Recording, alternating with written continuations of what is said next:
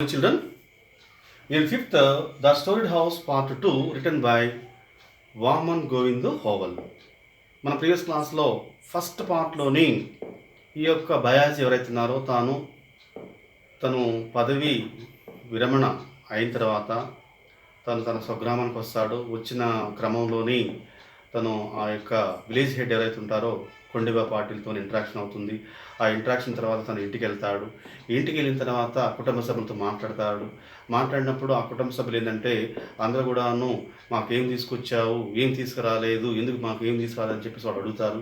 అడిగినప్పుడు ఏంటంటే తన విష్ని, తన యొక్క లాంగ్ డిజైర్ని, తన కోరికను తను చెప్తాడు. ఏమంటాడంటే ఒక స్టోరీ హౌస్ కట్టాలని ఉందని చెప్పేసి తన విషయం తెలియజేసిన వెంటనే ఒక మంచి రోజు, auspicious day, new year day రోజు వాళ్ళు ఆ యొక్క ఇంటికి పునాదేస్తారు. పునాది వేయటం అనేది జరుగుతుంది. తర్వాత ఇంతవరకు కూడా ఏంటంటే మనకి పార్ట్ 1. ఈరోజు మనం పార్ట్ 2 వచ్చే వరకు ఏంటంటే ఆ యొక్క పునాది వేసిన తర్వాత ఆ యొక్క వర్క్ అనేది స్టార్ట్ అవుతుంది. Okay children, see the page number 141. The news that Bayaji was building a storied house spread like a cry from the rooftops. Okay, ఇక్కడ బయాజీ ఏంటంటే బయాజీ స్టోరీడ్ హౌస్ కడుతున్నాడని చెప్పేసి ఆ విలేజ్ మొత్తం కూడాను స్ప్రెడ్ అయిపోతుంది, వ్యాపిస్తుంది. రూప్ టాప్స్ మీన్స్ ఏ పబ్లిక్ అనౌన్స్మెంట్, అంత ప్రజలందరూ కూడా తెలిసిపోతుంది. There was only one storeyed house in the village and that belong to Kondiba Patil. ఆ విలేజ్ మొత్తంలో కూడా ఏంటంటే ఒక్క స్టోరీడ్ హౌసే ఉంది. అంటే ఒక మొదటి అంతస్తు కలిగిన బిల్డింగ్ ఒకటే ఉంది. ఆ బిల్డింగ్ కూడా ఏంటంటే కొండిబా పాటిల్కి సంబంధించింది. That Bayaji, an untouchable creature, should think of a rival storied house was too much for Kondiba to bear. Bayaji, an untouchable creature. చూడండి, ఇక్కడ బయాజీ ఏంటంటే మెహర్ కులానికి చెందినవాడు, అంటే తక్కువ కులానికి చెందినవాడు, అట్టడి వర్గానికి చెందినవాడు.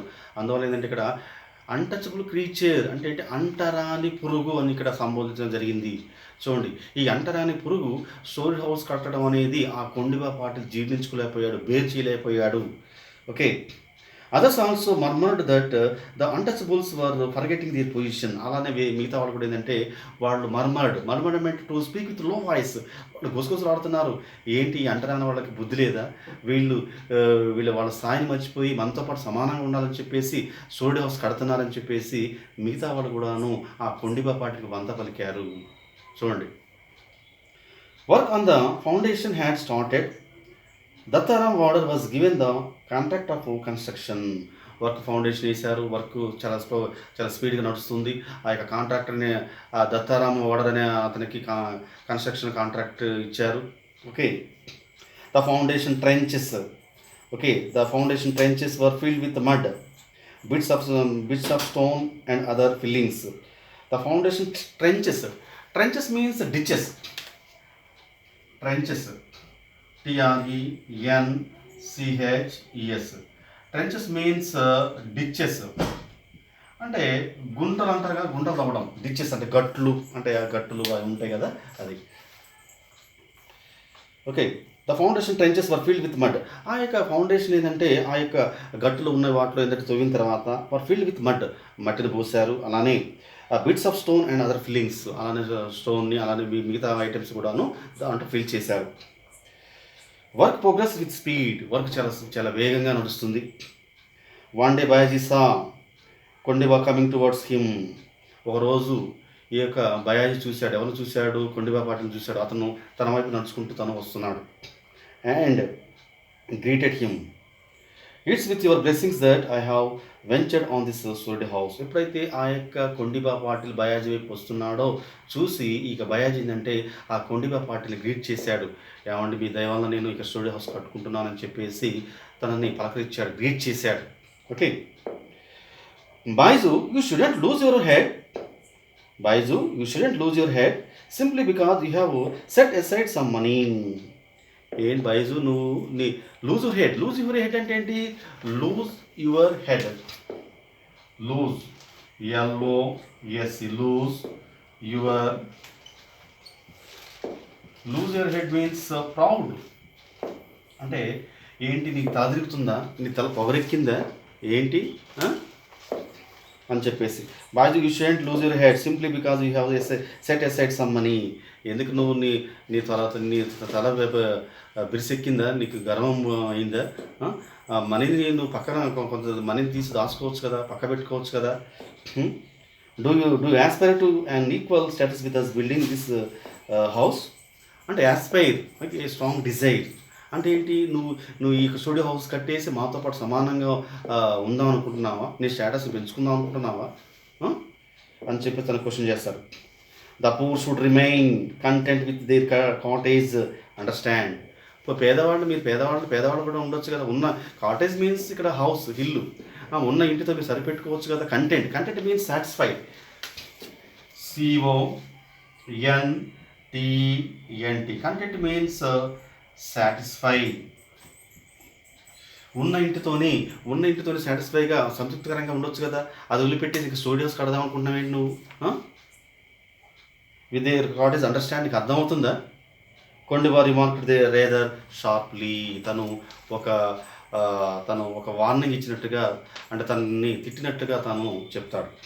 See the page number 142. అప్పుడు ఈ యొక్క బయాజీ తను సమాధానం ఇస్తాడు. No Patil please don't misunderstand me. No అది కాదండి, మీరు తప్పుగా అర్థం చేసుకోవద్దు నన్ను. Bayaji was a little dizzy with nervousness. Okay, Bayaji was a little dizzy with nervousness. Okay, అయితే ఆ బయాజీ ఏంటంటే తను కొద్దిగా ఇరిటేట్గా, కొద్దిగా మత్తుగా, అంటే ఒక రకంగా ఒక నర్వస్నెస్గా తను ఫీల్ అవుతున్నాడు. Dizzy means giddy. Dizzy DIZZY. Dizzy means giddy. అంటే ఒక నర్వస్నెస్గా ఉండడం, కొంచెం మత్తుగా ఉండడం, అంటే అసహనంగా, ఇరిటేట్గా ఉండడం. Okay, how do you say that one should keep once position, you shouldn't let a little money turn your head. ఏంటి అంటే how do you say that అంటే నువ్వు ఎలా చెప్తావు? నేను తప్పుగా అర్థం చేసుకోవద్దని నేను ఎలా అనుకోవాలి? ఎలా చెప్తాను? How do you say that one should keep to once position. ఎవరి స్థాయిని వాళ్ళు మర్చిపోకూడదు, అంటే ఎవరి స్థాయిని వాళ్ళు గుర్తుపెట్టుకోవాలి. You shouldn't let a little money turn your head. Okay, turn your head means make feel two proud. అంటే నీకు బాగా తల బిరిసెక్కింది, తల పొగరెక్కింది, గర్వం ఎక్కింది. Turn your head, it is a idiom. You shouldn't let a little money turn your head. అని తను ఆ విధంగా అతన్ని తిడుతూ ఉంటాడు. ఓకే, అప్పుడు బయాజీ అంటున్నాడు, ఏమంటాడు చూడండి. I only wish to build a shelter for my family.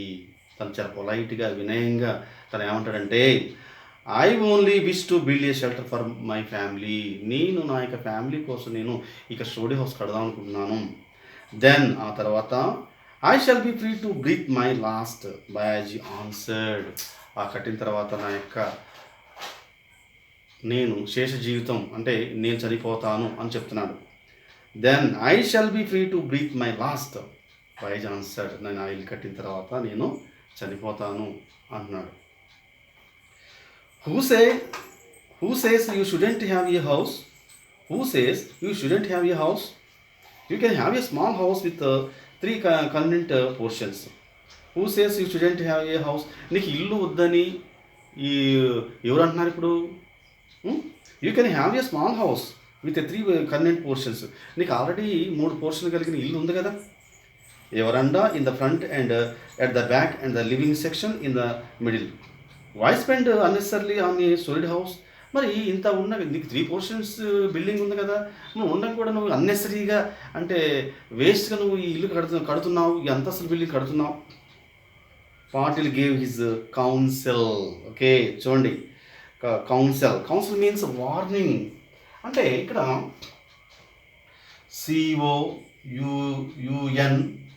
COUNSEL, counsel means warning. WARNING. అంటే కౌన్సిల్ ఇక్కడ మోటివేట్ చేయడం కాదు, ఇక్కడ తను ఏంటి వార్నింగ్ ఇస్తున్నాడు, హెచ్చరిక చేస్తున్నాడు. No but Bayaji faltered. Okay, no కాదండి, నో బట్ కానీ Bayaji faltered became weaker. Bayaji కొద్దిగా తను వీక్గా ఉన్నాడు. వీక్ అయిపోయాడు. ఎప్పుడైతే అతను ఆ విధంగా మాట్లాడాడో బయాజీ బాగా వీక్ అయిపోయాడు. You may go in for a solid house only if you don't wish to stay in this village. You may go in for a solid house only if you don't wish to stay in this village. I hope you know what I meant. అయితే నువ్వు ఇక్కడ ఈ విలేజ్లో ఉండాలంటే నువ్వు ఇల్లు కట్టకూడదు. Okay, I hope you know what I mean. నేను చెప్పింది నీకు అర్థమైంది అనుకుంటా. Okay. Kondiba shot out as a warning and walk away. తనకు వార్నింగ్ ఇచ్చేసి తను అక్కడ నుంచి వెళ్ళిపోయాడు. Other ruffians means cruel mans, అంటే ruffians means cruel mans in the village threatened Bayaji in a similar manner. వాళ్ళు కూడా అదే విధంగా మాట్లాడారు. Okay, threatened means trouble. Okay children, thank you.